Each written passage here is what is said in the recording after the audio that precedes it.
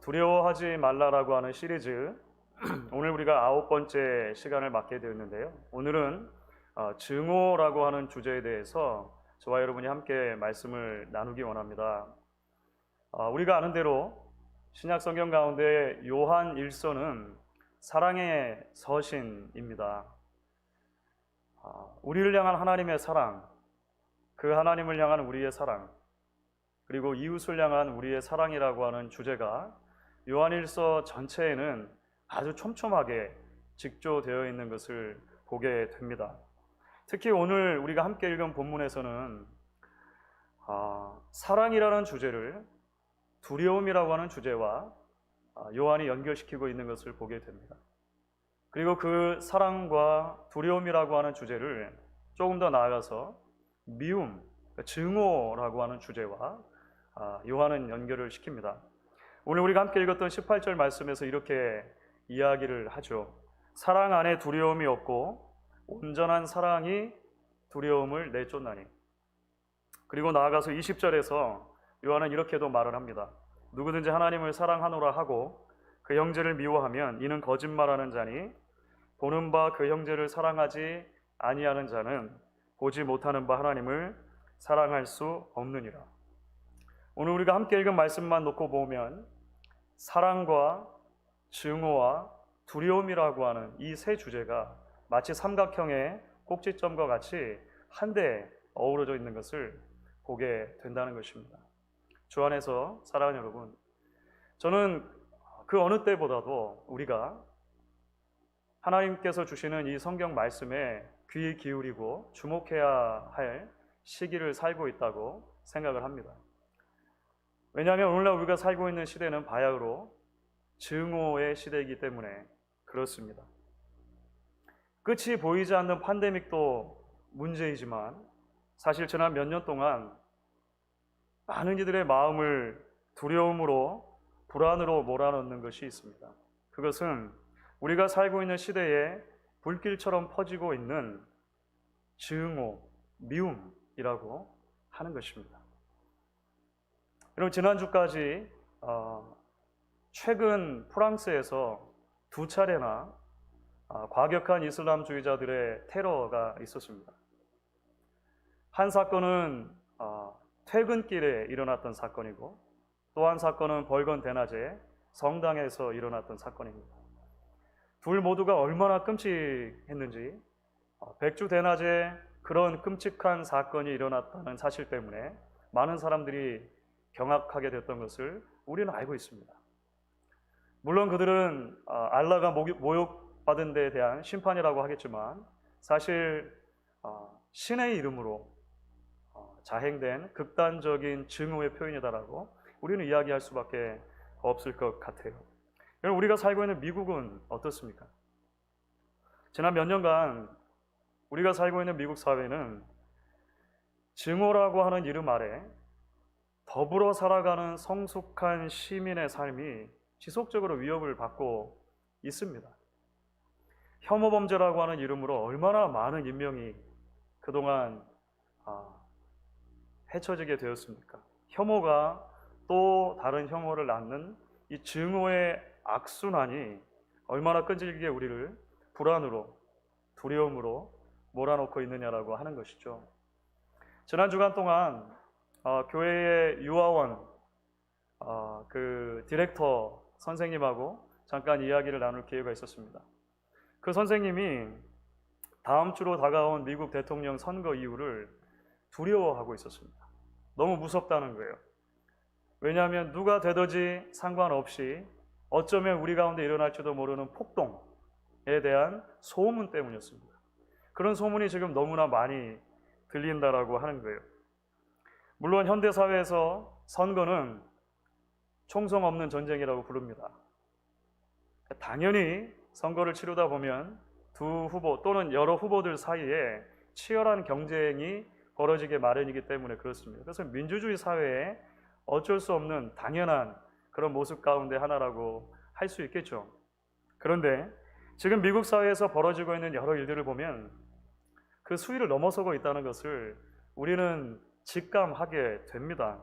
이번 선거가 더 이상 총성 없는 전쟁이 아니라 총성난무한 전쟁으로 번져갈 수도 있다라고 하는 두려움이 사실 우리들 모두에게 있을 수 있는 것이죠.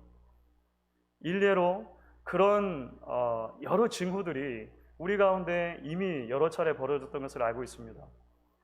얼마 전 뉴욕에서 백주 대낮이었죠. 그때도 양 후보를 지지하는 다른 지지자들 사이에 백주 대낮에 무력 충돌이 벌어졌던 것을 아마 여러분들 뉴스를 통해서 읽으셨을 것 같습니다.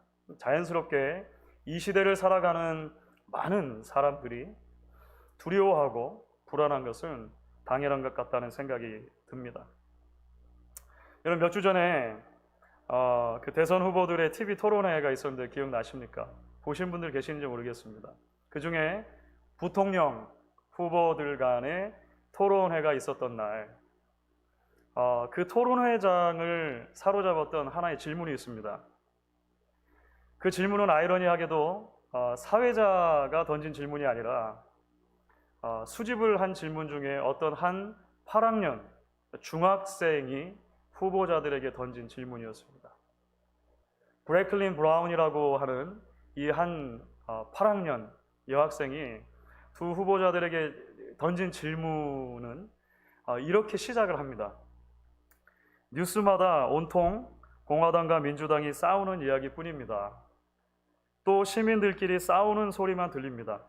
대선 토론에서도 두 후보 간 서로 물고 뜯고 싸우기만 했죠. 우리나라의 지도자들이 이렇게 사이좋게 지내지 못한다면 국민들이 어떻게 사이좋게 지낼 수 있겠습니까? 이렇게 시작하면서 좀 뒤에 더 붙어 있어요. 이 학생이 get along이라고 하는 표현을 사용했습니다. get along, 사이좋게 지내다 라고 하는 표현을 사용해요. 그 TV 중계를 제가 보면서 무릎을 쳤습니다. 소위 말의 전쟁이라고 하는 그 대선 토론회에서 핵심을 짚는 그런 질문 중 하나였다고 생각했기 때문입니다. 그리고는 이내 부끄러워지는 모습을 발견했습니다. 아이들에게 늘상 부모들이 뭐라고 얘기합니까? 개돌롱 잘해라. 학교 가도 그렇고 놀이터에서도 그렇고 교회 가도 그렇고 어디를 가든지 잘 사이좋게 지내라 이야기하는데 정작 어른들은 서로 마치 죽일 것처럼 그렇게 말하고 행동하는 모습에 대한 지적이겠죠. 그것은 인간 마음에 깊이 뿌리내린 증오와 미움과 갈등을 녹여내고 해결하려 하기보다는 오히려 표를 긁어 모으기 위한 정치적인 용도로 사용하는 소위 나라의 지도자들에 대한 꾸짖음이기도 한 것처럼 들렸습니다. 나아가서 서로의 다름을 다름이라고 인정하지 않고 틀렸다고 말하면서 증오하고 거기에 더해서 폭력까지도 서슴지 않는 우리 기성세대들, 바로 나 자신에 대한 그런 꾸짖음으로 들렸던 것 같아요. 사랑하는 여러분, 이런 시대를 살아가는 그리스도인들이 정말로 던져야 될 질문이 있다면 무엇일까요? 오늘날 교회의 강단에서 계속해서 타협하지 않고 외쳐져야 할 메시지가 있다면 그것이 무엇일까요? 저는 오늘 우리가 함께 읽은 요한 1서의 말씀이 그 중요한 단초를 제공해 준다고 믿습니다. 오늘 요한 1서의 말씀은 사랑의 복음이라고 하는 이 정신을 끝까지 붙들어야 한다라고 우리에게 계속해서 이야기하고 있기 때문에 그렇습니다. 여러분, 복음은 단순하게 세상의 여러 정치 후보들 가운데 누구를 선택해야 하느냐라고 하는 문제를 넘어서는 이야기를 우리를 초대하는 것이죠. 단순하게 우리가 이 땅을 살면서 어떤 정당을 지지해야 내가 부자가 될 것인가, 내가 누구를 뽑아야 세금을 조금 덜 낼 것인가, 누가 당선되어야 내가 사회적으로 누릴 이익과 유익이 더 많을 것인가를 넘어서는 고민의 자리로 우리를 초대하고 부른다라고 하는 것입니다. 왜냐하면 성경이 말하는 복음은 우리를 이 땅 한 국가의 시민이면서 동시에 하나님 나라의 시민으로 살도록 부르기 때문에 그렇습니다. 그리고 보다 중요한 것은 이 땅의 시민으로 살아가는 것은 유한한 일이지만 하나님 나라의 시민이라고 하는 우리의 정체성은 무한한 것이고 변하지 않는 것이기 때문에 그렇습니다. 그래서 우리는 어디를 가든지 어디에 발딛고 살아가든지 그곳에서 세상 가치를 넘어서는 하나님 나라의 가치를 일구어내는 사람들로, 하나님 나라의 가치를 붙들고 선포하고 지켜내는 사람들로 부름을 받는다라고 하는 것입니다. 한마디로 그것은 예수를 닮는 삶입니다. 예수처럼 살고 예수처럼 사랑하는 삶입니다. 작은 예수로 살아가는 삶으로 성경은 끊임없이 저와 여러분을 우리가 어디에 발딛고 살아가든지 부르고 있다라고 하는 것이죠. 그래서 여러분, 그리스도인들은 우리가 살고 있는 시대를 지배하는 증오의 정신과 맞서 싸울 수밖에 없습니다. 어느 시대나 그랬습니다. 분열과 갈등이 아닌 사랑의 메시지를 붙들어야 하는 것이죠. 사도 바울도 복음을 요약하면서 에베소서 2장에서 이렇게 말하는 장면이 나옵니다. 예수님께서는 이 땅에 화평의 제물로 오셨다는 것입니다. 그래서 인간들 사이에 있는 담을 자신의 몸을 십자가에 들이심으로 헐어주셨다라고 이야기를 합니다. 인종과 나이와 남녀와 지역과 신분과 성향을 넘어서는 한 새 사람, one new person을 만들어 주셨다라고 바울은 이야기를 합니다. 요한이 말하는 사랑의 복음과 바울이 말하는 화평의 복음은 여러분 그래서 다른 것이 아니죠. 지금 우리는 그 어느 때보다도 예수 안에서 우리에게 주신 이 화평과 사랑의 복음을 기억하고 붙들고 살아내야 하는 삶의 자리로 부름을 받았다, 이렇게 생각을 합니다. 그렇다면 여러분, 우리가 조금 더 구체적으로 어떻게 우리의 삶 속에서 이 두려움을 내쫓는 사랑의 복음을 붙들고 경험할 수 있을까요? 오늘 요한이 조금 구체적으로 몇 가지를 이야기를 합니다. 사도 요한의 말은 아마 이렇게 요약할 수 있을 것 같아요. 사랑이라는 렌즈, 특별히 하나님의 사랑이라는 렌즈가 우리에게 필요하다라고 이야기를 합니다. 이게 무슨 말일까요? 그럼 첫 번째로 우리가 하나님의 사랑이라고 하는 그 렌즈로 끊임없이 우리 자신을 바라보아야 할 것을 오늘 요한은 촉구를 합니다. 함께 읽었던 말씀 가운데 19절 말씀이죠. 19절은 이런 대목이 등장을 합니다. 우리가 사랑함은 그가 먼저 우리를 사랑하셨습니다.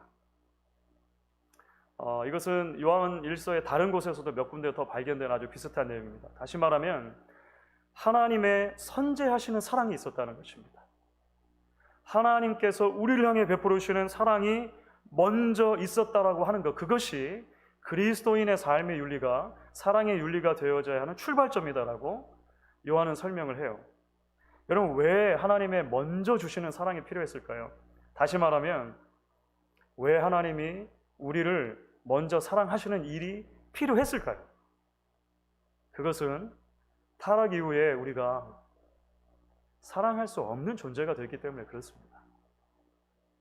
심지어 나 자신도, 내 이웃도, 더 나아가 하나님도 우리는 올바른 의미에서 참된 사랑으로 사랑할 수 없는 존재들이 타락 이후에 되었다는 것이죠. 그게 죄의 영향이라고 하는 것입니다. 언젠가도 말씀드린 것처럼 여러분, 성경에서 우리가 발견하는 인류의 첫 번째 노래는 아담의 사랑 노래입니다.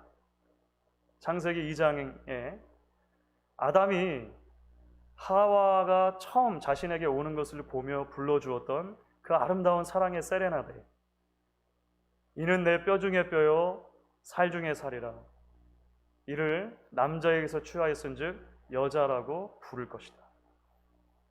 이 인류의 최초의 노래입니다.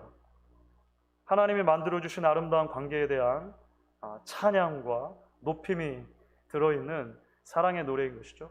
아이러니하게도 성경에서 두 번째로 기록된 인류의 노래는 몇 장을 더 지나 창세기 4장에 등장하는 라멕의 노래입니다. 라멕은 인류의 최초의 살인자였던 가인의 7번째 손입니다. 7대 손입니다. 창세기 4장에 나오는 라멕의 노래는요, 그 핵심이 무엇이냐면 사랑 없음입니다. 사랑 없음, no love입니다. 인류 최초로 두 아내를 취한 사람으로 라멕이 기억됩니다. 더 이상 사랑이 아닌 정욕으로 규정되어지는 그 비틀어진 관계를 말하는 것이죠. 좀 더 나아가면 증오와 미움 가운데 한 소년의 생명을 내가 취하고야 말았다라고 하는 자신의 살해를 칭송하는, 좀 더 나아가면 하나님을 모욕하는, 가인에게 만약에 별이 7배 있었다면 라멕에게, 나에게는 7배 7배 라고 하나님을 모욕하는 그런 일들이 있게 됩니다. 그러니까 참 사랑을 상실해버린 인간의 현주소를 이것보다 더 잘 드러내주는 대목이 있겠는가 생각이 됩니다. 사랑하는 여러분, 그렇기 때문에 죄인을 향해 베풀으신 하나님의 선제 되시는 사랑이 필요했던 것입니다. 참사랑의 가치를 잃어버린 사람이 스스로 노력하고 힘써서 하나님께 나아갈 수 없을 뿐만 아니라 자기 자신을 올바르게 사랑할 수 없고 자기가 살고 있는 시대를 그렇게 올바로 사랑할 수 없다는 것을 하나님 너무나 잘 아셨다는 거예요. 하나님의 사랑이 있어야 그 하나님의 끝없는 사랑 가운데 죄인이 변화되고 죄인이 하나님께로 나아갈 수 있는 길이 열린다라고 하는 것입니다. 얼마 전에 한 지인 목사님께서 주일을 앞두고 본인의 SNS에 이런 글을 올리신 것을 읽었습니다. 금은 1063도에 녹고 백금은 1750도에 녹고 은은 962도에 녹고 알루미늄은 659도에 녹습니다. 서로가 비슷하게 생겼어도 녹는 점이 다르듯 사람도 비슷하게 생겼어도 녹는 점이 다릅니다. 그러나 하나님께서 부어주신 십자가의 사랑은 누구라도 다 녹입니다. 우리를 십자가의 사랑으로 녹게 해주신 하나님을 향해 전심을 다해 예배를 올려드리기 원합니다. 그 목사님께서 쓰신 대목이었어요. 고개가 끄덕여졌습니다. 우리는 모두가 다 다릅니다. 그게 맞아요. 그럼에도 불구하고 우리의 모든 다름을 넘어 우리를 굴복시키고 하나님의 은혜 안으로 불러들이는 하나님의 거대한 사랑이 있다는 것입니다. 그 하나님의 사랑의 용광로가 죄인들을 품어주시고 하나님의 자녀 삼으시고 다시 하나님 앞에 살아갈 수 있는 힘을 부여주신다는 것이죠. 그래서 오늘 사도 요한도 이제 요한 1서 4장 9절과 10절을 보면 이렇게 말을 했습니다. 우리가 오늘 읽지는 않았지만 그 앞부분인데요. 9절 10절 말씀입니다. 하나님의 사랑이 우리에게 이렇게 나타난 바 되었나니 하나님이 자기의 독생자를 세상에 보내심은 그로 말미암아 우리를 살리려 하심이라.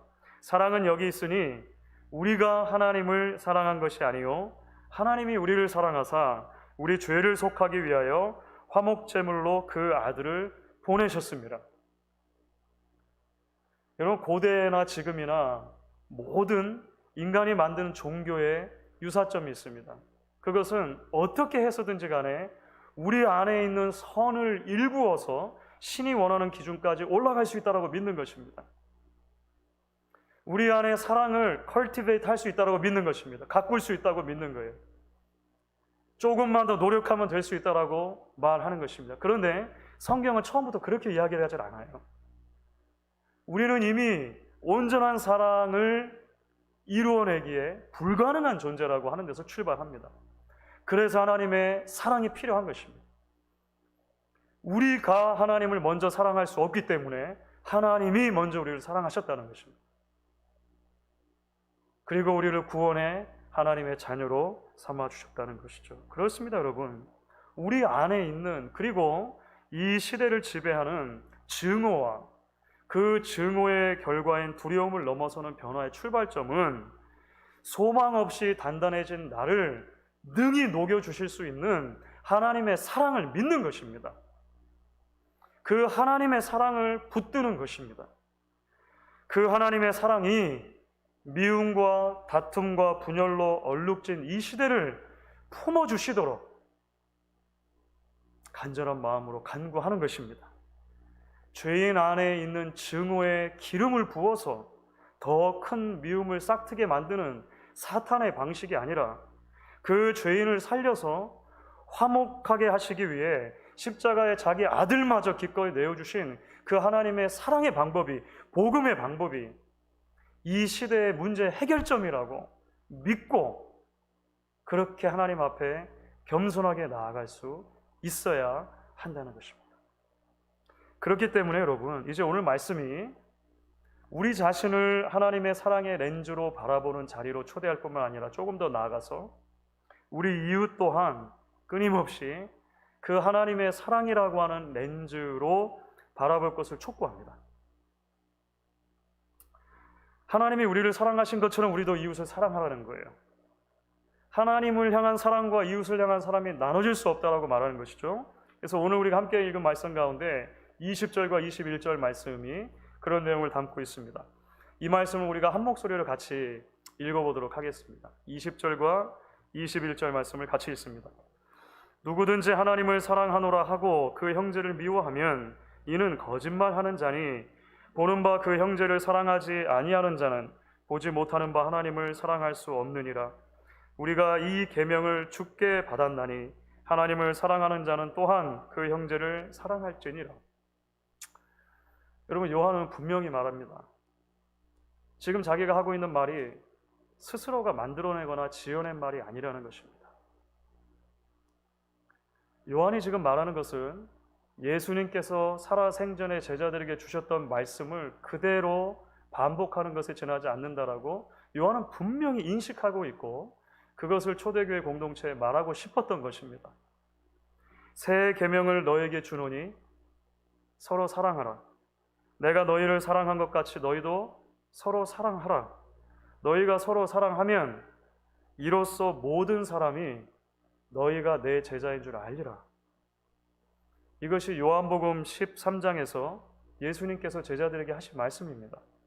십자가를 지시기 바로 직전에 마치 유언과도 같은 말씀으로 남겨주신 메시지가 사랑하라는 사랑의 새 계명이었다라고 하는 것입니다. 사랑하는 여러분, 교회의 부르심은 믿고 싶은 것만 믿고 전하고 싶은 것만 전하는 데 있지 않습니다. 교회의 부르심은 스스로 만들어낸 메시지를 이 세상 가운데 아무렇게나 흘려보는 데 있지 않다는 거예요. 시대에 따라서 입맛에 맞게 하나님의 메시지를 재단해내는 것도 교회에게 주어진 1차적인 사명이 아니라는 것입니다. 교회의 부르심은 아무리 시대가 변해도 주님이 주신 사랑의 계명을 붙드는 데 있습니다. 그 계명을 지키고 그 계명을 살아내고 그 계명을 전하는 데 있다라고 하는 거예요. 교회가 붙들고 지켜가는 그 화평케 하는 복음, 그 사랑의 복음을 통해서 세상이 비로소 그리스도의 제자는 어떤 사람들인가를 볼 수 있다라고 예수님이 말씀을 하십니다. 예수를 통해서 하나님과 화목하게 된 이들은 정말 어떤 사람들인가 볼 수 있다라고 하는 거예요. 다툼과 폭력과 복수가 아니라 한쪽 뺨을 때리면 다른 쪽 뺨을 돌려대는 인내로, 속옷을 달라고 하면 겉옷까지 벗어주는 관대함으로, 오리를 가자고 하면 심리를 동행해주는 포용으로 살아가는 그 복음이 지배하는 사람의 매력, 이 세상이 이해할 수도 없고 이 세상 가운데는 찾아볼 수 없는 그 하나님의 사람들의 매력이 하나님을 알지 못하는 이 세상을 전염시켜 갈 수 있다라고 성경은 말한다는 거예요. 얼마 전 한국에서 청년들이 노방전도를 하면서 이런 팻말을 들었다는 이야기를 들었습니다. 그 노방전도 팻말이 이런 구호였습니다. 우리가 예수님을 오해하게 만들었습니다. 라고 하는 구호였다. 우리가 예수님을 오해하게 만들었습니다. 여러분, 클래식한 노방전도 구호는 뭐였습니까? 저도 어렸을 때 그런 거 많이 들고 다녔던 것 같아요. 예, 예수천당 불신지옥이죠. 예수천당 불신지옥.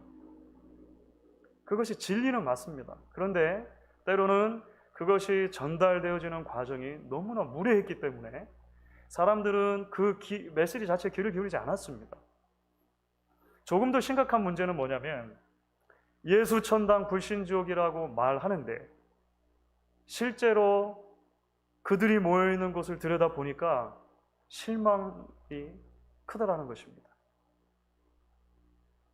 예수천당 불신지옥을 부르짖으면 그들이 모여있는 곳에 가면 천국이어야 될 줄 알았는데 가보니까 그렇지 않더라는 것이죠. 자기들끼리 싸우고 다투고 분열하고 소송하고 심지어 폭력까지도 불사하는 모습들을 보면서 많은 이들이 교회를 떠나간 것입니다. 오늘날 수많은 청년들이 교회에서 빠져나오고 있는데 교회가 신앙의 이름으로 증오의 언어들을 사용하고 혐오의 언어들을 아무렇지 않게 사용하고 폭력을 사용하고 세상의 정치 권력을 편들어주는 모습들을 바라보며 많은 청년들이 교회를 떠나간다라고 하는 거예요. 예수는 내가 좋아하지만 예수를 닮지 않은 그리스도인들은 싫어한다라고 말했던 마하트마 간디의 말처럼 오늘날 세상이 교회를 그렇게 바라보고 있다는 것입니다. 우리가 예수님을 오해하게 만들었습니다 라고 하는 구호에 바로 그런 교회의 모습에 대한 성찰과 회개가 담겨 있다고 생각을 합니다. 어느덧 사랑의 계명에서 멀어져 있는 교회의 현주소에 대한 고백이고 더 이상 제자 공동체가 아니라 소셜 클럽 정도로 되어버린 그런 교회의 현주소를 신랄하게 하나님 앞에 고백하는 그런 반성이 담겨져 있다 생각을 합니다. 사랑하는 여러분, 저는 이것이 오늘날 우리 교회가 이 시대의 교회들이 진지하게 고민하고 스스로에게 물어야 할 여러 질문들 중에 하나라고 그렇게 믿습니다. 내가 예수님을 오해하게 만들고 있지는 않았는지, 조금 더 나아가면 사실 우리가 예수님을 정말로 오해하고 있었던 것은 아닌지, 내가 믿고 싶은 대로 믿고 내가 전하고 싶은 대로 전하고 내가 그냥 살아내고 싶은 모습대로 복음을 그렇게 바꾸어 버렸던 것은 아닌지, 특별히 이 험한 시기를 지나는 우리가 진지하게 고민해야 될 그런 시점이라고 생각을 하는 것입니다. 여러분, 이제 말씀을 마무리하도록 하겠습니다. 여러분, 오늘 말씀 가운데 18절 말씀에 이런 표현이 등장했었습니다. 온전한 사랑이라고 하는 표현. 온전한 사랑. 온전한 사랑이라고 하는 표현 안에는 사실 온전하지 않은 사랑이 있을 수 있다는 것이 전제가 되어져 있습니다. 오늘도 아마 보름달이 뜰 것 같은데요. 보름달이라고 하는 말은 금음달이나 반달이라고 하는 말이 있어야만 성립이 됩니다. full moon이라고 하는 것은 half moon도 있고 그렇지 않은 moon도 있다는 것이 있어야 성립이 돼요. 여러분, 우리는 인정할 수밖에 없습니다. 우리의 사랑은 온전하지 않을 때가 너무나 많다는 거예요. 우리 중 그 누구가 온전한 사랑을 이 땅에 살면서 그 한 번이라도 이뤄낼 수 있겠습니까? 하지만 여러분, 온전한 사랑이 있습니다.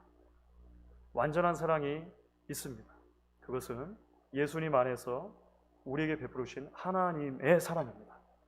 그래서 우리가 우리의 시선을 하나님의 사랑으로 계속해서 향해야 한다고 성경이 이야기를 하는 것입니다. 그 온전한 사랑의 렌즈로 나를 바라보고 이웃을 바라보고 우리가 지나고 있는 시대를 바라보아야 한다고 성경이 이야기를 하는 것입니다. 쉽지 않겠지만 하나님께서 예수님 안에서 우리를 사랑하신 것을 포기하지 않으신 것처럼 그 사랑의 주님 닮기를 우리가 포기하지 않을 때 그 사랑이 우리의 모든 두려움을 쫓아내 주실 뿐만 아니라 평화를 일구는 하나님의 자녀로 이 땅 가운데 살아가게 해 주실 것을 믿으며 주님 앞에 나아갈 수 있는 저와 여러분 될 수 있기를 주의 이름으로